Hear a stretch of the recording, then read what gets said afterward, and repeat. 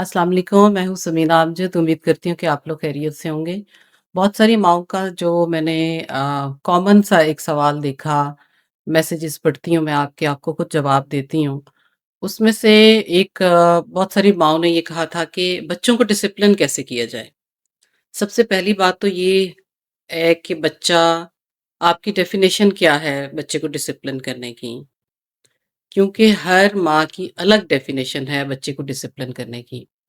अब उसमें सबसे पहली बात ये आ जाती है कि क्या आपकी मुराद ये है कि बच्चा टाइम पे होमवर्क करे, टाइम पे सोए, टाइम पे खाना खाए, सफाई रखे, स्कूल होमवर्क करे।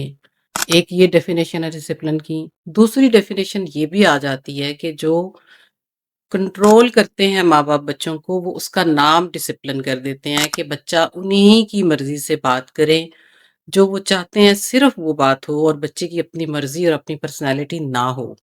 अगर तो ये दूसरे किस्म का डिसिप्लिन आप चाहते हैं तो मैं उसके लिए माज़रत चाहूँगी, क्योंकि हमारे बच्चे हमारे ज़रूर हैं, लेकिन वो एक अलग इंसान भी हैं, उनकी एक पर्सनैलिटी भी है, उन्होंने गलतियाँ भी करनी हैं, उन्होंने डिसिप्लिन तोड़ना भी है।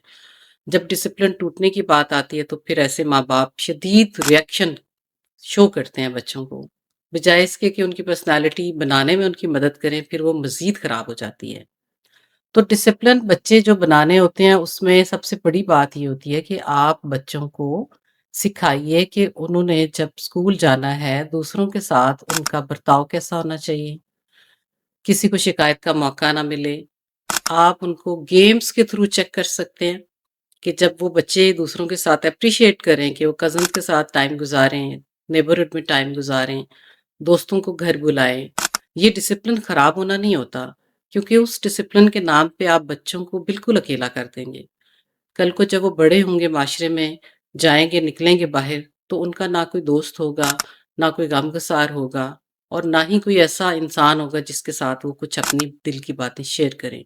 सो बच्चों को डिसिप्लिन बनाने से कहीं ज़्यादा बेहतर है कि उनको अच्छा इंसान बनाइए।